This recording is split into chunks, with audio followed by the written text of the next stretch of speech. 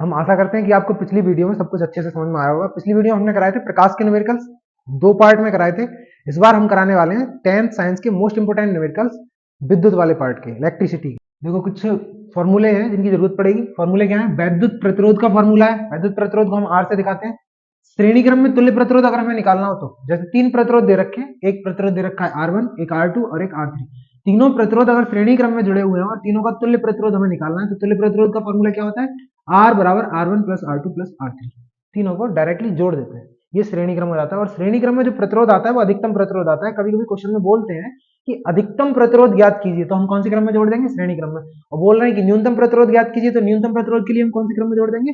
समांतर क्रम में। क्योंकि समांतर प्रतिरोध क्रम में जो प्रतिरोध निकल के आता है तुल्य प्रतिरोध वो कम हो जाता है। सबसे छोटे प्रतिरोध से भी कम निकल के आता है समांतर क्रम में, और सबसे बड़े प्रतिरोध से भी ज्यादा निकल के आता है श्रेणी क्रम में। श्रेणी क्रम में अधिकतम मान निकल के आता है, समांतर क्रम में कम मान निकल के आता है, कम वैल्यू निकल करके आती है। जैसे क्वेश्चन कह रहा है, एक क्वेश्चन कह रहा है 2 ओम, 3 ओम और 6 ओम के 3 प्रतिरोधों को, 3 प्रतिरोधक दे रखे हैं। कौन कौन से? एक 2 ओम का प्रतिरोधक दे रखा है, एक 3 ओम का दे रखा है और एक 6 ओम का प्रतिरोधक दे रखा है। तो 2 ओम, 3 ओम और 6 ओम के 3 प्रतिरोधकों को ये कह रहे हैं कि किस क्रम में जोड़ा जाए कि उनका जो संयोजन निकल के आए, उनका तुल्य प्रतिरोध निकल के आए। 2 कंडीशन दे रखी है। पहली कंडीशन दे रखी है कि 4 ओम आना चाहिए, दूसरी कंडीशन दे रखी है कि 1 ओम आना चाहिए। तो तुल्य प्रतिरोध पहली कंडीशन में दे रखा है इन्होंने कि 4 ओम।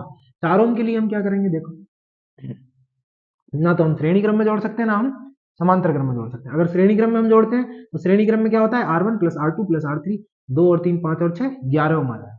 तो सबसे पहली कंडीशन इन्होंने दे रखी है कि तुल्य प्रतिरोध हमें कितना निकाल करके लाना है? 4 ओम लेकर के आना है। तुल्य प्रतिरोध 4 ओम लाने के लिए हम क्या करेंगे? जोड़ करके देखते हैं। श्रेणी क्रम में जोड़ेंगे नहीं आएगा, 2 3 5 और 6 11 ओम आ जाएगा। समांतर क्रम में जोड़ेंगे नहीं आएगा, 1 ओम आ जाएगा। तो हम सबसे पहले क्या करते हैं? 2 को जोड़ के देखते हैं, 3 और 6 को समांतर क्रम में। हमें इसमें चेक करके देखना पड़ेगा। 2 3 और 6 को हम समांतर क्रम में जोड़ देते हैं। 3 और 6 को अगर हम समांतर क्रम में जोड़ देते हैं तो देखो थ्योरी यहां पर लिख देंगे, R2 व R3 को समांतर क्रम में जोड़ने पर, जब समांतर क्रम में जोड़ेंगे तो क्या निकल के आएगा? 1 बटे R डैश बराबर 1 बटे R2 प्लस 1 बटे R3। 1 बटे R dash is equal to 1 बटे R2। R2 का मान कितना दे रखा है इन्होंने? 3 ओम। R3 का मान इन्होंने कितना दे रखा है? R3 का मान दे रखा है 6 ओम। 1 बटे R dash is equal to, दोनों में जब हम लासा लेंगे तो लासा कितना आएगा? 6। 3 दूनी 6 होता है, 2 एकम 2, 6 एकम 6 होता है, 1 एकम 1। टोटल कितना निकल के आएगा यहाँ से? 1 बटे R डैश बराबर 3 बटे 6, 2 और 1 कितना हो जाएगा? 3, 3 एकम 3, 3 दूनी 6। तो 1 बटे R डैश बराबर कितना निकल करके आएगा? 1 बटे 2। मतलब R dash is equal to कितना निकल करके आया? 2 ओम। अगर हम दो प्रतिरोधों को 3 और 6 को समांतर क्रम में जोड़ देते हैं, समांतर क्रम में कैसे जोड़ा जाएगा? जैसे 2 प्रतिरोध हमने ले रखे हैं, एक प्रतिरोध हमारा 3 ओम का है, दूसरा प्रतिरोध हमारा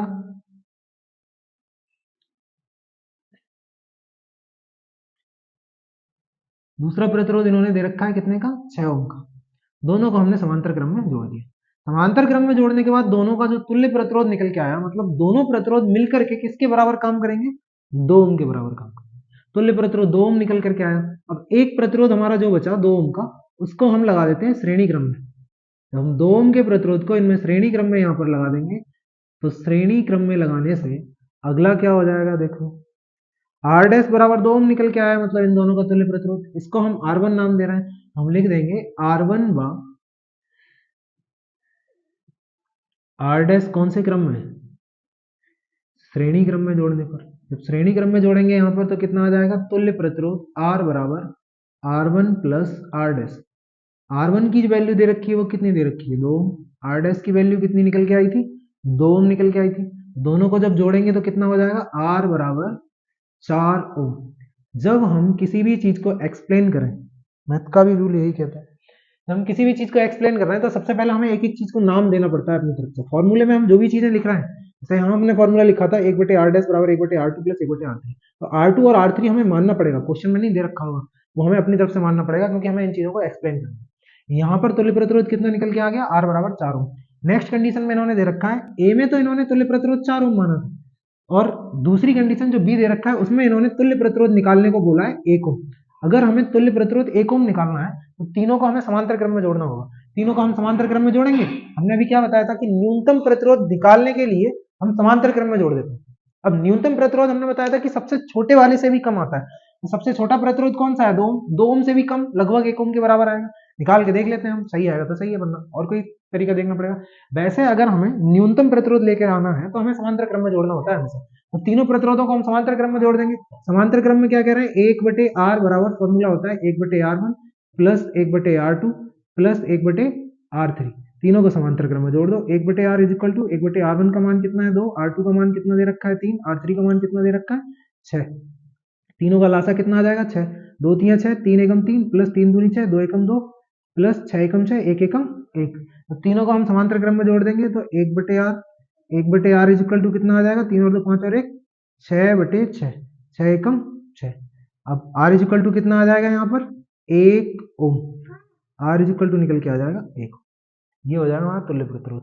इस क्वेश्चन में कह रहे हैं 4 ओम, 8 ओम, 12 ओम तथा 24 ओम प्रतिरोध की 4 कुंडलियों को किस प्रकार संयोजित करेंगे कि संयोजन से अधिकतम और न्यूनतम प्रतिरोध प्राप्त हो सके। अब देखो इस क्वेश्चन बता दिया, अभी हमने पिछले क्वेश्चन में बताया था कि अधिकतम और न्यूनतम प्रतिरोध ज्ञात करने के लिए अधिकतम प्रतिरोध के लिए हम क्या करते हैं? श्रेणी क्रम में जोड़ देते हैं। न्यूनतम प्रतिरोध के लिए हम क्या करते हैं? समांतर क्रम में जोड़ देते हैं। श्रेणी क्रम में जोड़ेंगे तो प्रतिरोध अधिकतम हो जाएगा, बढ़ जाएगा। अब श्रेणी क्रम में जोड़ देते हैं। सबसे पहली कंडीशन इन्होंने क्वेश्चन में क्या दे रखी है? अधिकतम प्रतिरोध के लिए, अधिकतम प्रतिरोध के लिए, अधिकतम प्रतिरोध क्या कहता है? R is equal to R1 plus R2 plus R3 plus R4। क्योंकि यहां पर कितने प्रतिरोध दे रखे हैं? 4 प्रतिरोध दे रखे हैं। तो चारों को हम कौन से क्रम में जोड़ देंगे? श्रेणी क्रम में जोड़ देंगे, क्योंकि हमें अधिकतम मान प्राप्त करना है। अधिकतम मान में मतलब डायरेक्टली जुड़ जाता है, ऐड हो जाता है श्रेणी क्रम में। R1 का मान दे रखा है 4 ओम, R2 का 8 ओम, R3 का दे रखा है 12 ओम, R4 का दे रखा है 24 ओम। चारों को हम जोड़ देंगे। 8 और 4 12, 12 और 12 24, 24 दूनी कितना हो जाएगा? 48 ओम। तो जो तुल्य प्रतिरोध निकल करके आएगा, अधिकतम मान निकल करके आएगा, वो कितना निकल के आएगा? 48 ओम निकल करके आएगा। दूसरा क्वेश्चन कह रहे हैं कि न्यूनतम प्रतिरोध ज्ञात कीजिए। अब न्यूनतम मान के लिए हम क्या करेंगे? ये अधिकतम मान के लिए हो गया, देखो न्यूनतम मान के लिए या न्यूनतम प्रतिरोध के लिए, न्यूनतम प्रतिरोध के लिए हम कौन से क्रम में जोड़ देते हैं? समांतर क्रम में जोड़ देते हैं। समांतर क्रम का फॉर्मूला क्या कहता है? 1/r बराबर 1/r1 plus 1/r2 plus 1/r3 plus 1/r4। जितने प्रतिरोध होंगे हम उतनी संख्या में इनको जोड़ देंगे। 1/r1 का मान दे रखा है कितना? R1 का मान दे रखा है 4 ओम, R2 का मान 8 ओम, R3 का मान दे रखा है 12 ओम, R4 का मान दे रखा है 1/24 ओम। जब हम सभी को जोड़ देंगे यहाँ पर तो इन सबका लासा जो आ जाएगा वो आ जाएगा 24 ओम। 4 की कितने से गुणा करेंगे तब 24 आएगा? 4 की गुणा करेंगे 6 से। 4 6 कितने होते हैं? 24। तो 6 एकम 6, उतने की मल्टीप्लाई हम कहाँ कर देते हैं? ऊपर कर देते हैं। अब अगला क्या हो जाएगा? 8 तियां 24, 3 एकम 3 प्लस 12 दूनी 24, 2 एकम 2 प्लस 24 एकम 24, 1 एकम 1। तो यहाँ पर ये टोटल कितना निकल करके आ जाएगा? कुल निकल करके आ जाएगा 1/r, 1/r is equal to, इनको जोड़ देंगे 6 और 3 9, 9 और 2 11, 11 और 1 12। कितना आ जाएगा? 12/24। 12 एकम 12, 12 दूनी 24, मतलब कितना आया? 1/r is equal to 1/2। r is equal to कितना आ जाएगा? 2 ओम आ जाएगा। r इज इक्वल टू निकल के आ जाएगा 2। देखो नेक्स्ट क्वेश्चन जो कह रहा है, नेक्स्ट क्वेश्चन कह रहा है कि 1 कूलम आवेश में इलेक्ट्रॉन की संख्या बताइए। ये क्वेश्चन बहुत ज्यादा पूछा जाता है। एक तो ये कि 1 कूलम आवेश में इलेक्ट्रॉन की संख्या बताइए, और 1 एम्पियर धारा प्रति सेकंड प्रवाहित हो रही है तो उसमें इलेक्ट्रॉन की संख्या बताइए। दोनों क्वेश्चन एग्जाम में पूछे जाते हैं। देखो अभी जो क्वेश्चन कह रहा है वो क्या कह रहा है कि 1 कूलम आवेश, आवेश मतलब क्यू की वैल्यू कितनी दे रखी है? 1 कूलम। इसमें इलेक्ट्रॉन की संख्या बतानी है। हमने एक इलेक्ट्रॉन की संख्या बोलता हूं या कितने इलेक्ट्रॉन बोल रहा हूं, मतलब एन का मान निकालना होता है। इलेक्ट्रॉन की संख्या, एन का मान निकालना है। इलेक्ट्रॉन की संख्या ज्ञात करनी है 1 कूलम आवेश में। हमें पता है कि ई का मान जो होता है, मूल आवेश जो होता है वो होता है 1.6 गुणा 10 की घात -19 coulomb. Q is equal to, formula हम लोगों ने पढ़ा है, Q इज इक्वल टू क्या होता है? N इंटू ई। जब N का मान निकालना है तो E को बटे में भेज देंगे। कितना निकल करके आ जाएगा? निकल करके आ जाएगा Q अपॉन E बराबर N, मतलब N इज इक्वल टू आ गया Q अपॉन E। अब वैल्यूज लगा दो। N is equal to Q, Q का मान कितना दे रखा है? 1 कूलम। Q का मान हमने लगा दिया 1 कूलम, बटे में E का मान लगा देंगे 1.6 गुणा 10 की घात -19। वैल्यू लगा दो यहाँ पर n बराबर 1/1.6। 10 की घात -19 जब ऊपर जाएगा तो 10 की घात -19 ऊपर जाते ही हो जाएगा प्लस का 19, घात माइनस से प्लस की हो जाएगी, 10 की घात प्लस का 19 हो जाएगा। अब दशमलव को हम उड़ा देंगे, एक जीरो ऊपर बढ़ जाएगा, मतलब n इज इक्वल टू कितना निकल के आएगा 10/16। 16 से हम 10 को फिर डिवाइड नहीं कर सकते। एक काम हम और करते हैं, 10 की घात 19 का मतलब क्या हो गया, इसके पास कितने जीरो है 19 जीरो है, एक जीरो हम इसमें से कम कर लेते हैं। 10 की घात 19 की जगह हमने क्या लिख लिया 18, एक जीरो इसमें से कम करके इसमें शामिल कर लेते हैं, यहाँ हो गया 100। अब 16 से हम 100 को डिवाइड कर देंगे तो कितना आएगा 16 6 96। अब 100 में से 96 चले गए तो कितना बचा 4, दशमलव लगा के एक जीरो और बढ़ा देंगे 40 हो जाएगा। 16 दूनी 32, बचे कितने 8, 40 में से 32 जाएंगे 8 बचेंगे, 16 पंजे 80 गुणा 10 की घात 18। ये क्या चीज निकल के आ गई, इलेक्ट्रॉन की संख्या। कितने इलेक्ट्रॉन होते हैं एक कूलम आवेश में, 6.25 गुणा 10 की घात 18, 6.25 गुणा 10 की घात 18 इलेक्ट्रॉन होते हैं किसमें, एक कूलम आवेश में। इसमें के साथ में एक क्वेश्चन और हम और समझा देते हैं, कभी कभी पूछ लिया जाता है, बहुत कम पूछा जाता है, 12th में ज्यादा पूछा जाता है। देखो क्वेश्चन है कि 1 एम्पियर धारा प्रति सेकंड प्रवाहित हो रही है, मतलब आई का मान कितना दे रखा है, धारा दे रखी है 1 एम्पियर। 1 एम्पियर धारा प्रति सेकंड मतलब टी का मान कितना दे रखा है 1 सेकंड, प्रति सेकंड धारा प्रवाहित हो रही है 1 एम्पियर। इसमें इलेक्ट्रॉन की संख्या बतानी है कि कितने इलेक्ट्रॉन प्रवाहित हो रहे हैं। इलेक्ट्रॉन की संख्या के लिए हम क्या करेंगे, हमने फॉर्मूला पढ़ा है Q बराबर क्या होता है IT। दूसरा फॉर्मूला क्या है, दूसरा फॉर्मूला होता है Q बराबर N इंटू E। अब दोनों फॉर्मूलों से अगर हम देखते हैं तो IT किसके बराबर आ जाएगा NE का, मतलब हम ऐसे भी लिख सकते हैं कि समीकरण 1 व 2 से, या सूत्र 1 व 2 से, 1 व 2 से NE इज इक्वल टू कितना हो जाएगा IT, NE is equal to IT हो जाएगा। N का मान हमें निकालना है क्योंकि इलेक्ट्रॉन की संख्या निकालनी है, 1 एम्पियर धारा प्रति सेकंड में, E कहाँ आ जाएगा बटे में आ जाएगा। N is equal to I का मान कितना दे रखा है 1 एम्पियर, T का मान कितना दे रखा है 1 सेकंड, बटे में E का मान कितना आ जाएगा 1.6 गुणा 10 की घात -19। N बराबर 1/1.6, 10 की घात -19 ऊपर चला जाएगा प्लस में, 10 की घात प्लस के 19। ये कैलकुलेशन हमने अभी की है, 1 गुणा 10 की घात 19 बटे 1.6 कितना निकल के आया था 6.25। N इज इक्वल टू निकल के आ जाएगा 6.25 गुणा 10 की घात 18 इलेक्ट्रॉन। ये इलेक्ट्रॉन की संख्या निकल करके आ जाती है। इस वैल्यू को कभी कभी डायरेक्ट भी पूछ लेते हैं, बहुविकल्पीय में भी पूछा जा सकता है, एमसीक्यू में, मतलब उत्तरीय में भी पूछा जा सकता है, कैसे पूछ सकते हैं इसको। और दोनों में संख्या कैसी आती है, इक्वल संख्या निकल के आती है दोनों में। अगला क्वेश्चन देखते हैं क्या कह रहा है। क्वेश्चन कह रहा है एक विद्युत चालक में 1.6 एम्पियर की वैद्युत धारा प्रवाहित हो रही है। आई का वैल्यू कितना दे रखा है 1.6 एम्पियर, 1.6 एम्पियर की धारा प्रवाहित हो रही है। चालक से प्रति सेकंड गुजरने वाले इलेक्ट्रॉनों की संख्या बताइए। प्रति सेकंड दे रखा है, मतलब टी बराबर कितना है 1 सेकंड। इलेक्ट्रॉनों की संख्या ज्ञात करनी है, मतलब किसका मान ज्ञात करना है, एन का मान ज्ञात करना है। तो एन का मान ज्ञात करना है, इलेक्ट्रॉनों की संख्या ज्ञात करनी है, मतलब एन मतलब इलेक्ट्रॉनों की संख्या, कितने इलेक्ट्रॉन, ठीक है। एन का मान ज्ञात करने के लिए अभी हमने जो किया था, दो फॉर्मूले लगाए थे। क्यू बराबर एक फॉर्मूला क्या था IT, इसको समीकरण 1 मान लिया था। दूसरा फॉर्मूला Q बराबर क्या था NE, इसको समीकरण 2 मान लिया था। अब समीकरण 1 और 2 से, दोनों से हम Q का मान बराबर रख देते हैं।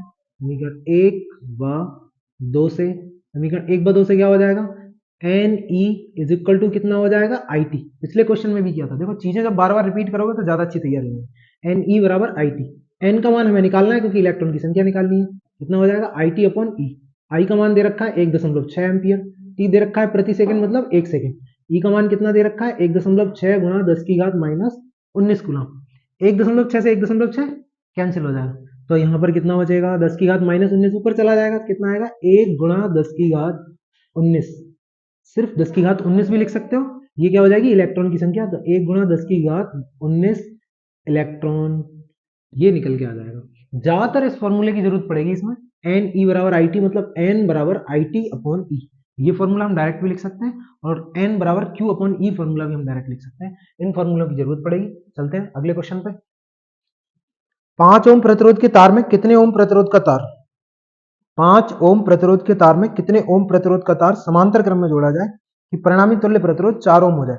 5 ओम प्रतिरोध का तार दे रखा है, R1 बराबर 5 ओम, और कितने प्रतिरोध का तार समांतर क्रम में जोड़ना है, R2 बराबर हमें याद करना है। कह रहे हैं कि तुल्य प्रतिरोध कितना हो जाए 4 ओम हो जाए। उसके लिए हम क्या करेंगे, समांतर क्रम का फॉर्मूला लगा देंगे। बहुत आसान क्वेश्चन है। समांतर क्रम का फॉर्मूला क्या होता है, ये दे रखा है 1/r बराबर 1/r1 plus 1/r2 plus 1/r3। तो समांतर क्रम के लिए 1/r बराबर 1/r1 प्लस 1/r2, दो दे रखे हैं तो दो लगा देंगे। r का मान कितना दे रखा है, 4 ओम तुल्य प्रतिरोध। r1 का मान कितना दे रखा है, 5 ओम। r2 का मान हमें क्या करना है, निकालना है। 1/4, ये जो 1/5 है उसको इधर ले आते हैं तो माइनस का हो जाएगा 1/5 बराबर 1/r2। दोनों में लासा ले लेंगे, लासा कितना आ जाएगा, 4 और 5 में लासा होता है 20, 5 चौक 20, 5 एकम 5, 4 एकम 4 बराबर कितना आ गया, 1/r2। 5 में से 4 जाएगा, कितना बचेगा, 1/20 बराबर 1/r2। मतलब R2 की वैल्यू कितनी निकल के आई, R2 की वैल्यू निकल के आ गई 20 ओम, 20 ओम। R2 बराबर 20 ओम निकल के आ गया। अब अगला क्वेश्चन देखो क्या कह रहा है। क्वेश्चन कह रहा है निम्न विद्युत परिपथ में, एक विद्युत परिपथ दे रखा है, 3-3 ओम के 3 प्रतिरोध समांतर क्रम में लगे हुए हैं और एक प्रतिरोध इन तीनों के साथ श्रेणी क्रम। ये चीज हम ध्यान रखेंगे, ये आपस में समांतर क्रम में है लेकिन ये तीनों इसके सापेक्ष श्रेणी क्रम में लगे हुए हैं, क्योंकि जितनी धारा इनमें से निकल करके जाएगी सब धारा तीनों में से पास हो जाएगी, तो ये श्रेणी क्रम में आ जाएगा। अब ये कह रहे हैं तुल्य प्रतिरोध ज्ञात कीजिए। ए और सी के बीच में तुल्य प्रतिरोध ज्ञात करना है। ए और सी के बीच में तुल्य प्रतिरोध ज्ञात करने के लिए हम क्या करेंगे, पहले इन तीनों को समांतर क्रम में जोड़ देंगे। इनको नाम दे दो, इसको नाम दे दिया R1, ये हो जाएगा R2, ये हो जाएगा R3। मार्क्स गेन करने के लिए, नंबर लाने के लिए नामकरण बहुत जरूरी है। देखो इसमें हम क्या लिखेंगे, R1, R2 व R3 कौन से क्रम में, समांतर क्रम में।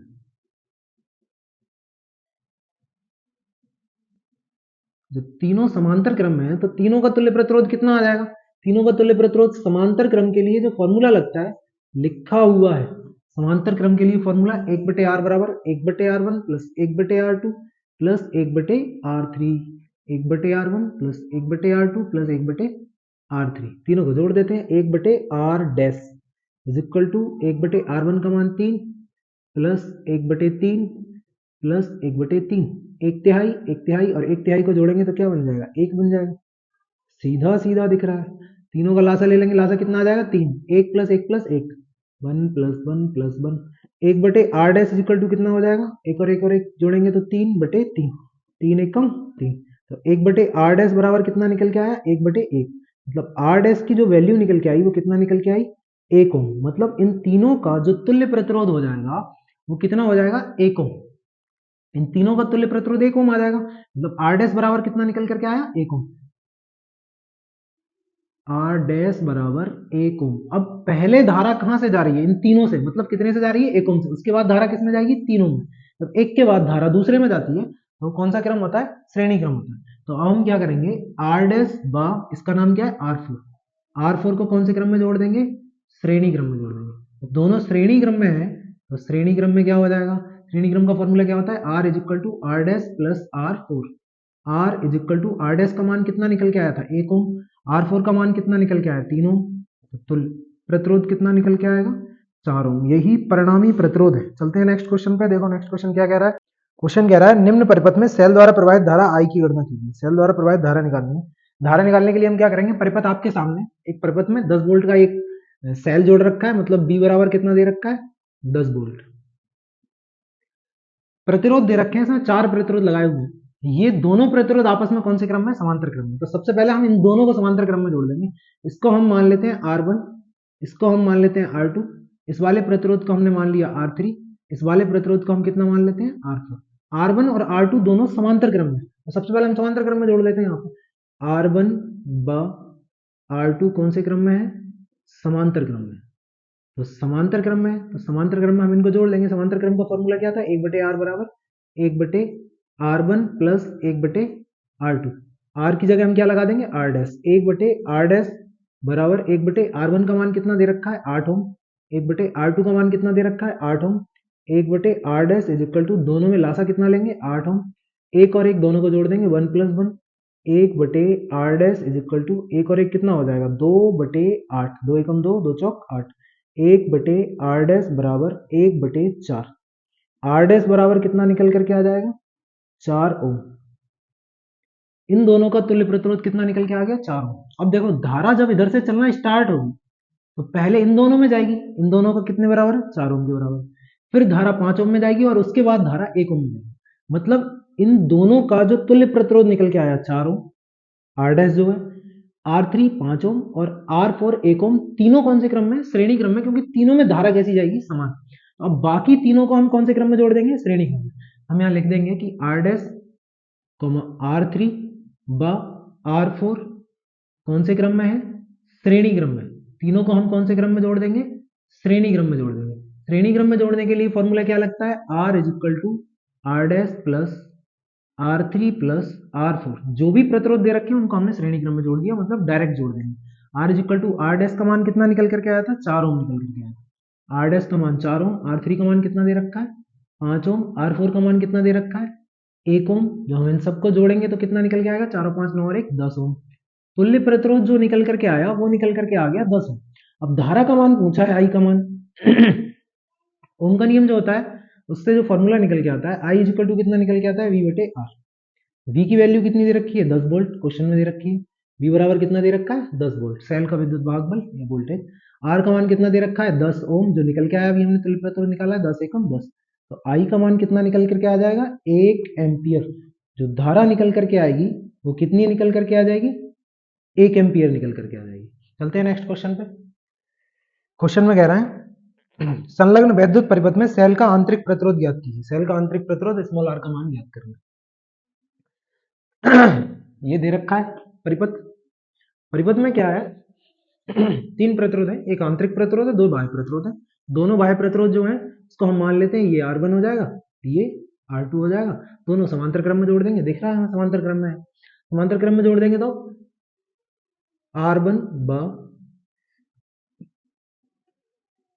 R2 समांतर क्रम में। हमने क्या किया? इनको समांतर क्रम में जोड़ दिया। समांतर क्रम में जोड़ने पर क्या आ जाएगा? 1 बटे R इज इक्वल टू 1 बटे R1 प्लस 1 बटे R2। 1 बटे R बराबर क्या हो जाएगा? 1 बटे R1 का मान कितना दे रखा है? 6 ओम। 1 बटे R2 का मान कितना दे रखा है? 6 ओम। 1 बटे R इज इक्वल टू कितना हो जाएगा? 6। 1 और 1 दोनों को जोड़ देंगे, 1 प्लस 1। 1 बटे R बराबर 1 और 1 कितना हो जाएगा? 2 बटे 6, 2 एकम 2, 2 3 6। 1 बटे R बराबर हो जाएगा 1 बटे 3। R इज इक्वल टू कितना निकल करके आया? 3 ओम। मतलब जो तुल्य प्रतिरोध निकल करके आ गया बाह्य प्रतिरोधों का, वो 3 ओम निकल के आया। आंतरिक प्रतिरोध स्मॉल r अलग दे रखा है। अब धारा हमें दे रखी है 0.5 एम्पियर, वोल्टेज दे रखी है 2 वोल्ट। अलग से फॉर्मूला भी लगा सकते हैं, वैसे विद्युत भाग बल का फॉर्मूला होता है, जरूरी नहीं है हम सीधे सीधे V बराबर आई आर लगा देंगे, उससे भी आंसर आ जाएगा। V बराबर आई आर फॉर्मूला क्या कहता है? V is equal to I into R. बस हम R की जगह क्या करेंगे? तो तुल्य प्रतिरोध दे रखा है, हम इसमें R प्लस R जोड़ देंगे। वैसे ये फॉर्मूला लगा दिया जाता है E बराबर B प्लस आई आर। ये विद्युत भाग बल और आंतरिक प्रतिरोध और वोल्टता का फॉर्मूला अलग होता है, जरूरी नहीं है, हम इससे भी आंसर निकाल सकते हैं। बी का मान लगा दो, बी इक्वल टू कितना दे रखा है? बी का मान दे रखा है 2 वोल्ट। आई का मान, धारा का मान दे रखा है 0.5। बाह्य प्रतिरोध इन्होंने कितना दे रखा है? 3 ओम। बाह्य प्रतिरोध हम लगा देंगे 3 ओम। आंतरिक प्रतिरोध हमें निकालना है। 0.5 जो दे रखा है उसको इधर बटे में भेज दो, डिवाइड में आ जाएगा 0.5, दशमलव बढ़ा के ऊपर एक जीरो बढ़ा देंगे, 5 चौक 20 हो जाएगा। मतलब 4 बराबर निकल के आ जाएगा। कितना बचा यहाँ पर? 3 प्लस आर। 4 बराबर 3 प्लस आर।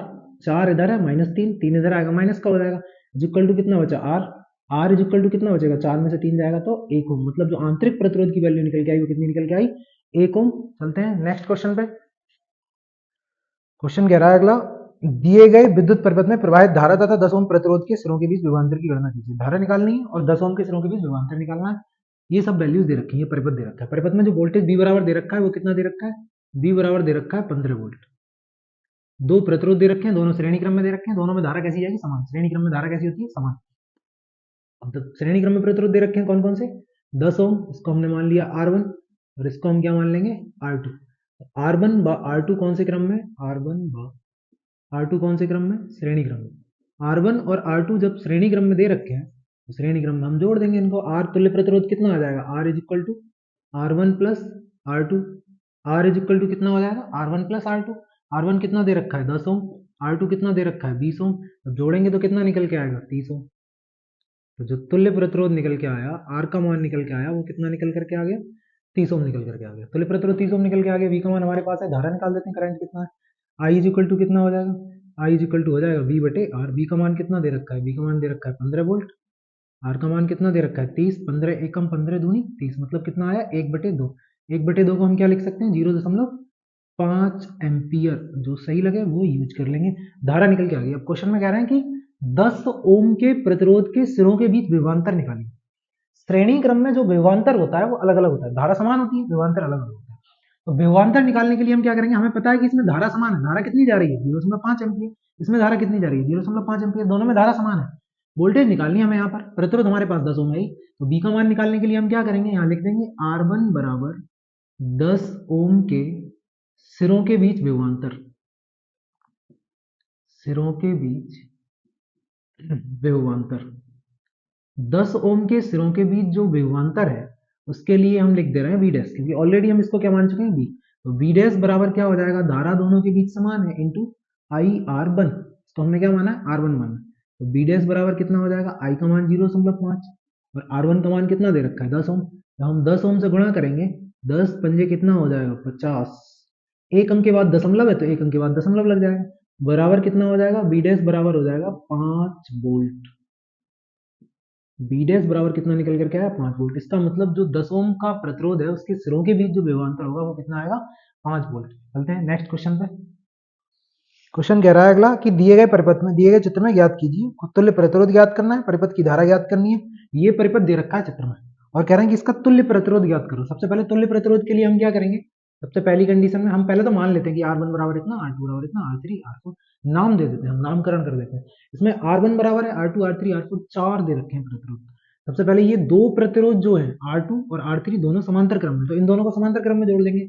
R2 व R3 जो दो प्रतिरोध हैं वो कौन से क्रम में दे रखे हैं, समांतर क्रम में। तो R2 R3 कौन से क्रम में, समांतर क्रम, यहाँ पर लिख देंगे। ये दोनों कौन से क्रम में आ जाते हैं, समांतर क्रम में आते हैं। समांतर क्रम में जोड़ने के लिए फॉर्मूला क्या लगा देंगे, 1/r डैश बराबर 1/r2 प्लस 1/r3।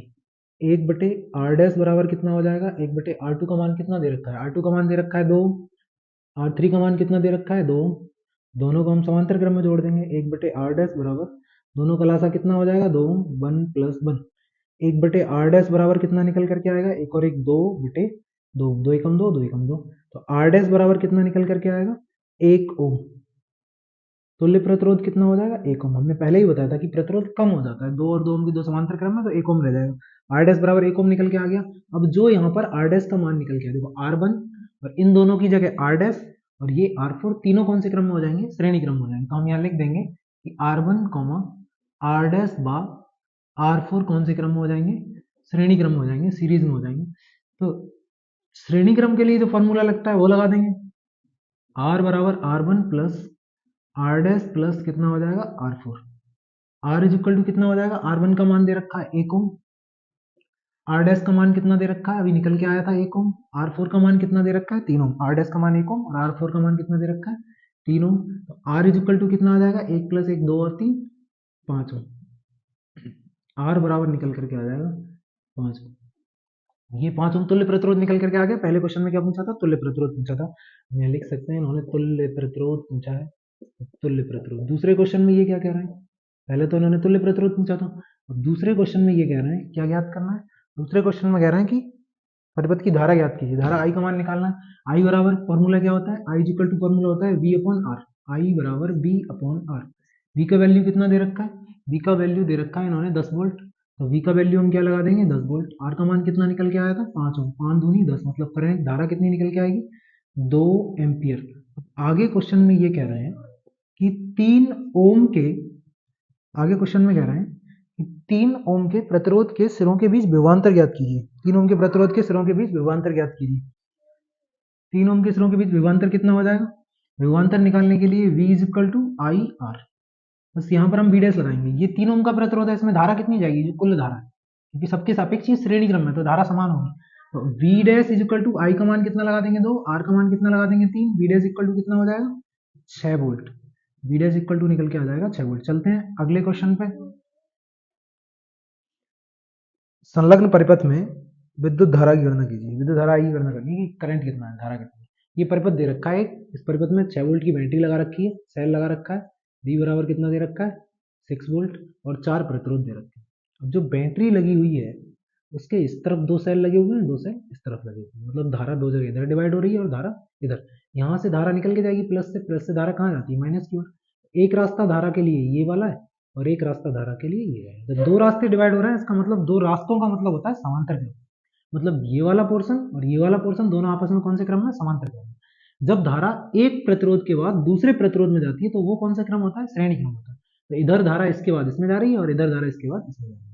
तो यहाँ से धारा जब 1 ओम के बाद 2 ओम में जा रही है तो इसका मतलब 1 ओम जिसको हमने R1 मान लिया, 2 ओम जिसको हमने R2 मान लिया, ये दे रखा है 4 ओम R3 और ये हमने मान लिया R4, 2 ओम जोड़। मतलब R1 और R2 श्रेणी क्रम में, R3 और R4 श्रेणी क्रम में। तो हम यहाँ लिख देंगे R1 बा R2 कौन से क्रम में, श्रेणी क्रम में। R1 और R2 को हमने श्रेणी क्रम में जोड़ दिया। जब R1 और R2 को श्रेणी क्रम में जोड़ेंगे तो तुल्य प्रतिरोध कितना निकल के आएगा, R डैश बराबर R1 plus R2। R dash is equal to कितना हो जाएगा, R1 और R2 दोनों को जोड़ेंगे 1 प्लस 2, मतलब R dash is equal to कितना निकल के आएगा, 3 ओम निकल करके आ जाएगा। R डैश बराबर 3 ओम निकल के आएगा, मतलब इनका जो तुल्य प्रतिरोध हो जाएगा वो कितना आएगा, R डैश बराबर 3 ओम। अब इन दोनों को श्रेणी क्रम में जोड़ देते हैं। इन दोनों को श्रेणी क्रम में जोड़ेंगे, हम यहाँ लिख देंगे R3 व R4 कौन से क्रम में है, श्रेणी क्रम में। श्रेणी क्रम का फॉर्मूला क्या होता है, R डबल डैश, इसको हमने R डैश माना, इसको हम R डबल डैश मान लेते हैं। R dash double dash, R double dash बराबर R3 प्लस R4। R3 का मान कितना है 4, R4 का मान कितना दे रखा है 2, तो R डबल डैश का मान कितना आ जाएगा, 6 ओम निकल के आ जाएगा। R डबल डैश का मान 6 ओम निकल के आ गया। अब हमें पता है इन दोनों का मान कितना निकल के आया, R डबल डैश बराबर 6 ओम। 3 ओम और 6 ओम दोनों कौन से क्रम में आ जाएंगे, समांतर क्रम में। हमने बताया था क्यों, क्योंकि धारा यहाँ से दो जगह डिवाइड हो जाएगी, एक इधर और एक इधर। जब धारा दो जगह डिवाइड होती है तो वहाँ समांतर क्रम होता है, धारा जब डिवाइड हो जाएगी तो वहाँ समांतर क्रम हो जाएगा। समांतर क्रम के लिए हम क्या करेंगे, फॉर्मूला लगा देंगे यहाँ पे। समांतर क्रम का फॉर्मूला क्या होता है, 1/r बराबर 1/r डैश लगा देंगे और एक दूसरा क्या दे रखा है, 1/r डबल डैश। 1/r बराबर 1/r डैश, r डैश का मान कितना निकल के आया 3 ओम, r डबल डैश का मान कितना निकल के आ रहा है 6 ओम, r डबल डैश का मान 6 ओम लगा देंगे। 1/r बराबर कितना हो जाएगा, 3 और 6 में लासा जाएगा 6, 3 और 6 में लासा 6 आ जाएगा, 3 दूनी 6, 2 एकम 2, प्लस यहाँ पर 1 हो जाएगा। 1/r बराबर कितना हो जाएगा, 2 और 1 3/6, 3 एकम 3 दूनी 6। 1/r इज इक्वल टू कितना निकल के आया, 1/2। मतलब जो तुल्य प्रतिरोध निकल के आ रहा है वो कितना निकल करके आ रहा है, 2 ओम निकल करके आ रहा है। हमें धारा I का मान ज्ञात करना है। I बराबर क्या होता है, V/R। I is equal to V का मान कितना दे रखा है क्वेश्चन में, 6 वोल्ट दे रखा है। V का मान 6, R का मान अभी निकल के आया था 2 ओम, 2 3 6, मतलब धारा कितनी निकल के आ गई, 3 एम्पियर। नेक्स्ट क्वेश्चन देखो क्या कह रहा है। अगले क्वेश्चन में कह रहा है कि एक परिपथ दे रखा है इन्होंने, परिपथ में धारा प्रवाहित हो रही है 1.5 एम्पियर की धारा प्रवाहित हो रही है और कह रहे हैं कि R का मान ज्ञात कीजिए और A और B के बीच विभवांतर ज्ञात कीजिए। R का मान ज्ञात करना है, विभवांतर ज्ञात करना है। क्वेश्चन क्या कह रहा है देखो, इसमें सबसे पहले तो I का मान लिख लेते हैं कि करंट कितना दे रखा है, 1.5 एम्पियर।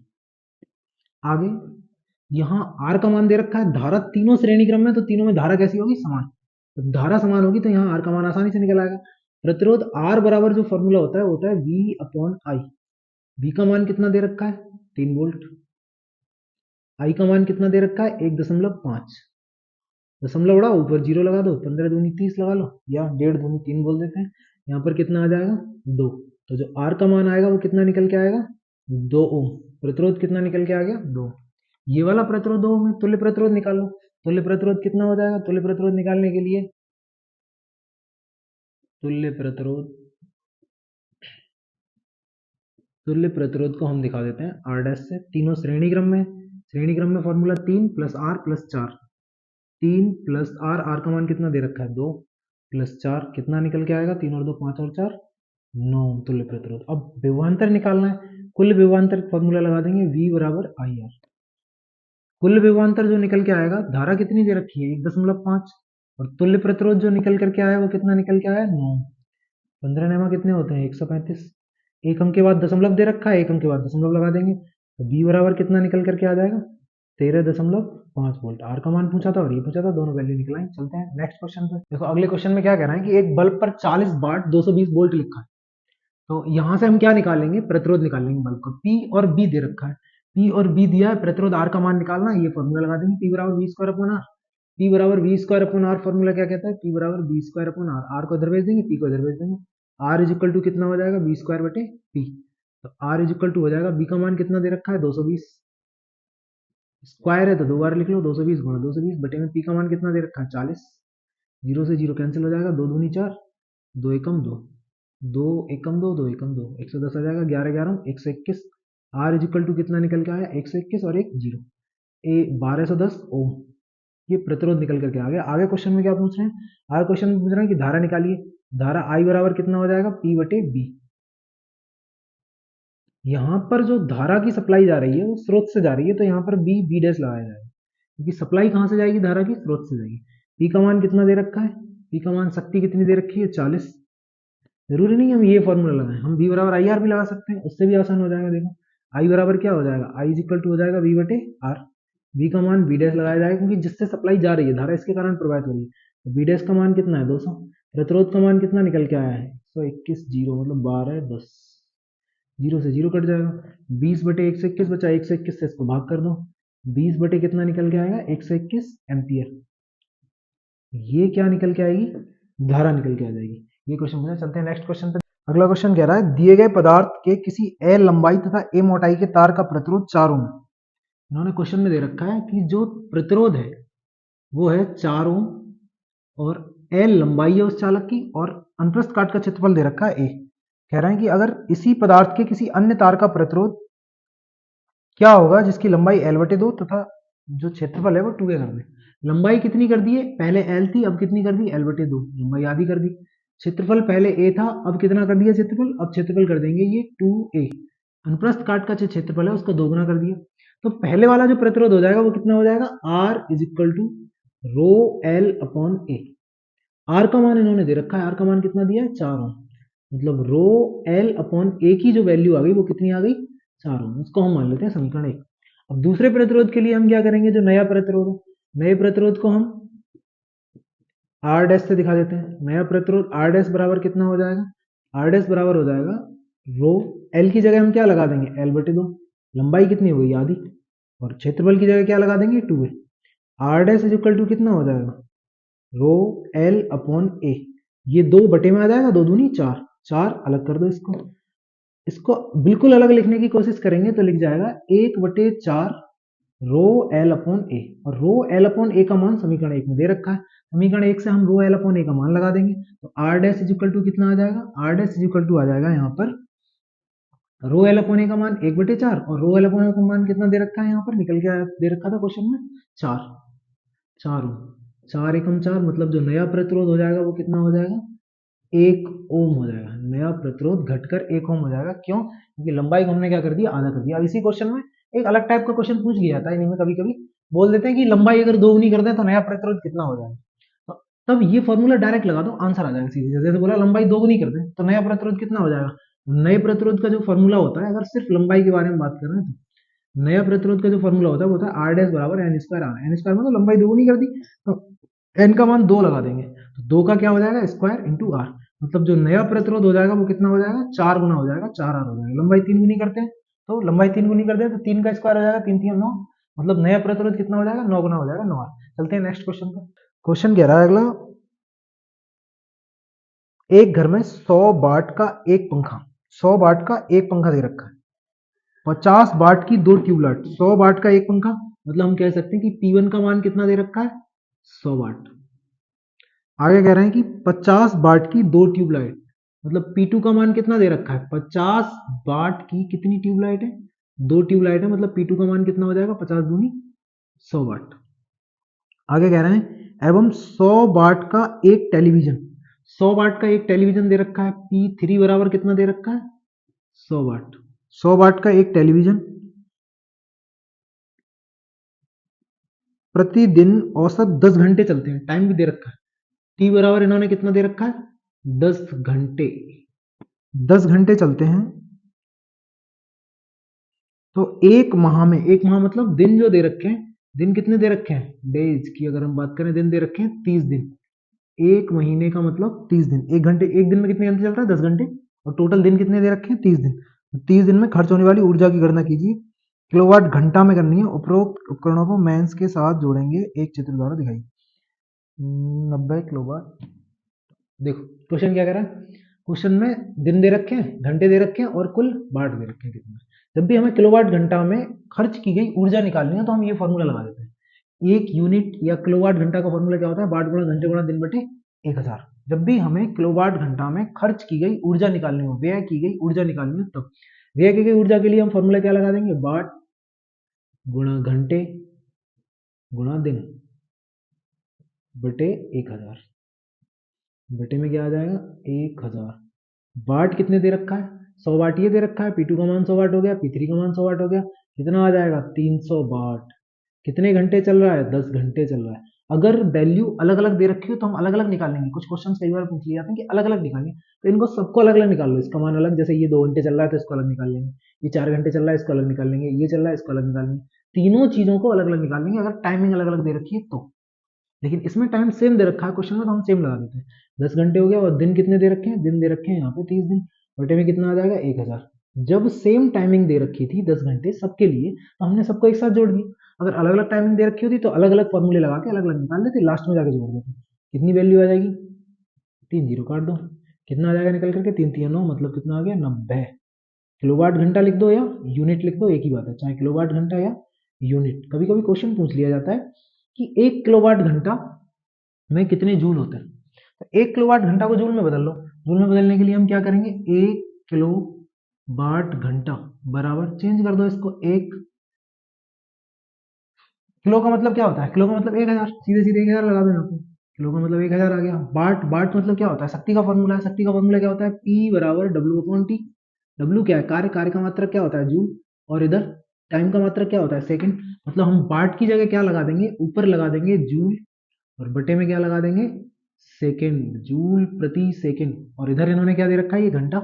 घंटे को भी चेंज कर दो, घंटे को चेंज करेंगे तो क्या निकल के आएगा, घंटे को चेंज करेंगे तो यहाँ पर कितना आ जाएगा, 60 गुणा 60 सेकंड। सेकंड से सेकंड कैंसिल हो जाएगा, जो बचा उसको लिख देते हैं। कितना बचा, 1000। 1000 को हम क्या लिख सकते हैं, 10 की घात 3। किसमें आ रहा है, जूल में। 6 छंग 36, मतलब गुणा में कितना आ जाएगा, 3600। 6 छंग 36 और 2 जीरो 3600 आ जाएगा।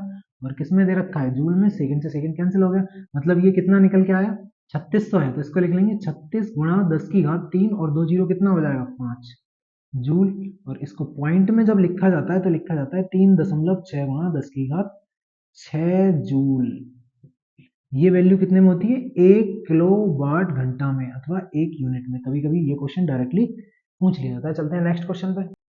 अगले क्वेश्चन में कह रहा है कि 440 वोल्ट व 5 एम्पियर धारा का मोटर, मोटर की वैल्यू दे रखी है उन्होंने 440 वोल्ट और 5 एम्पियर धारा।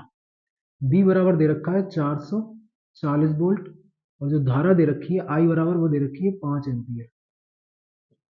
440 वोल्ट का विभवांतर दे रखा है और 5 एम्पियर की धारा दे रखी है। कह रहे हैं 440 वोल्ट विभवांतर और 5 एम्पियर की धारा, मोटर 40 मिनट तक 80% वैद्युत ऊर्जा को यांत्रिक ऊर्जा में बदल देता है। 40 मिनट तक, टाइम भी दे रखा है, टी बराबर कितना दे रखा है, 40 मिनट। वैद्युत ऊर्जा को, इसको सेकंड में चेंज कर लेते हैं, 40 गुणा कितना हो जाएगा मिनट का, 60 से गुणा कर देंगे, कितना निकल के आएगा, 6 चौक 2400 सेकेंड। इसको, इसकी 80% वैद्युत ऊर्जा को ये किसमें बदल देते हैं, 80% वैद्युत ऊर्जा को ये यांत्रिक ऊर्जा में चेंज कर देते हैं, यांत्रिक ऊर्जा में बदल देते हैं। आगे क्वेश्चन कह रहा है कि वह कितने किलोग्राम जल 60 मीटर ऊपर चढ़ा देगा। जब जल को ऊपर चढ़ाना होता है तो मोटर किसके विरोध में काम करती है, गुरुत्वाकर्षण बल के विरोध में। मतलब हमें गुरुत्वाकर्षण बल का फॉर्मूला लगाना पड़ेगा। जो ऊर्जा मोटर से मिल रही है वो ऊर्जा कहाँ चली जाएगी, गुरुत्वाकर्षण बल के विरोध में। मतलब मोटर द्वारा दी गई ऊर्जा गुरुत्वाकर्षण बल को काम करेगी। देखो यहाँ हम लिख भी सकते हैं थ्योरी में कि मोटर द्वारा दी गई ऊर्जा बराबर गुरुत्वाकर्षण बल के विरोध में किया गया कार्य। कार्य ही है, दोनों ऊर्जा है। यहाँ पर ये VIT फॉर्मूला दिख रहा है, हमें सीधा सीधा दिख रहा है कि ये किसका फॉर्मूला है, W बराबर कितना हो जाएगा, VIT। और इसका जो 80% ऊर्जा है, मतलब इसका 80%, 80%, इसका 80% जो है वो किसमें चेंज हो जाता है, गुरुत्वाकर्षण बल के विरोध में काम करता है। क्योंकि पानी कहाँ आ रहा है, नीचे से निकल करके कहाँ जाएगा, ऊपर चढ़ेगा। तो वो 80% ऊर्जा जो है वो किसको काम कर रही है, गुरुत्वाकर्षण बल के विरोध में, पानी को ऊपर ले जाने में काम कर रही है। और जो वो वाला फॉर्मूला होता है गुरुत्वाकर्षण बल का, वो क्या हो जाएगा, mgh। कुछ ऊंचाई पर ऊर्जा जा रही है तब। दोनों को हम बराबर रख देंगे, तो इसको हम दोनों को हम बराबर रख देंगे कि दोनों ऊर्जा है, एनर्जी है। ये वाली ऊर्जा इसमें बदल रही है, ये जो मोटर कार्य कर रही है, मोटर द्वारा किया गया कार्य किसमें बदल जाएगा, ऊर्जा में बदल जाएगा। तो यहाँ पर क्या आ जाएगा, VIT का 80%, 80% बराबर क्या हो जाएगा, mgh। VIT का 80% हम निकाल लेते हैं। V का मान कितना दे रखा है, 440, आई का मान कितना दे रखा है 5 एम्पियर, टी का मान कितना दे रखा है 2400 सेकेंड, इंटू में 8/10 बराबर क्या हो जाएगा एम। एम का मान हमें निकालना है क्योंकि क्वेश्चन बोल रहे हैं कितने किलोग्राम पानी ऊपर चढ़ जाएगा। जी का मान दे रखा है 10 और ऊंचाई इन्होंने दे रखी है शायद 60 मीटर ऊंचाई दे रखी है। क्वेश्चन में कह रहे हैं कितनी ऊंचाई है 60 मीटर ऊंचाई तक चढ़ जाएगा, कह रहे हैं कि 60 मीटर ऊंचाई तक चढ़ जाएगा। इसमें जो कुछ कटेगा काट देंगे, काट देते हैं। यहाँ पर एक जीरो से एक जीरो कैंसिल हो जाएगा, इधर वाले एक जीरो से इधर वाला एक जीरो कैंसिल कर दो, एक और बचा इससे इसको कैंसिल कर दो, और कुछ काटने का बचा 6 चौक 24। अब कुछ नहीं बचा, अब तो मल्टीप्लाई हो जाएगी, 5 चौक 20, 8 दूनी 16, 160 आ जाएगा, मतलब 44 × 160 बराबर इधर कितना रह जाएगा, बराबर इसमें रह जाएगा एम रह जाएगा। 5 चौक 20 160, 160 × 44 मल्टीप्लाई कर देते हैं, 16 की गुणा 44 से कर देते हैं, जो भी निकल के आएगा आ जाएगा। एम इजिकल टू कितना निकल के आएगा 16 चौका 64 के 4, हासिल लगे 6, 16 चौका 64, 64 और 6 कितना हो जाएगा 70, मतलब कितना जल निकल के आएगा 70-40 किलोग्राम जल ऊपर चढ़ जाएगा। ये द्रव्यमान का मान निकल गया है। कभी कभी ये क्वेश्चन कुछ और फॉर्मूला पे भी पूछ लेते हैं, वैसे वैसे तो इस बार ज़्यादा मुश्किल है पूछा जाए, लेकिन तब भी पूछ लेते हैं। एफ बराबर IBL साइन थीटा पे। अब करेंगे क्या है इसमें, बोलेंगे कि एक धारा वाही तार है, उस तार में धारा इतनी प्रवाहित हो रही है, चुंबकीय क्षेत्र इतना है, उसमें तार रखा हुआ है, तार की लंबाई दे देंगे और थीटा देखेंगे कि लंबवत रखा है। मोस्टली लंबवत रखा है या समांतर रखा है बोलते हैं, समांतर रखेगा तो जीरो हो जाएगा, लंबवत रखा है तो थीटा बराबर कितना लगा देंगे 90 डिग्री लगा देंगे। यहाँ से बल का मान पूछ लेते हैं, बल का मान निकल आएगा। कभी कभी ये बोल देते हैं कि एक आवेश है वो गति कर रहा है किसी चुंबकीय क्षेत्र में और वो लंबवत गति कर रहा है या कुछ कोण पे गति कर रहा है, कोण दे देंगे, तब ये वाला फॉर्मूला लगा दिया था, वहां से बल का मान निकाल लेते हैं। ये दो क्वेश्चन आप खोल देंगे, इससे ज्यादा इसकी कोई जरूरत है नहीं, बहुत कम पूछ जाते हैं, इनका नाम मुश्किल है। चलते हैं बस ये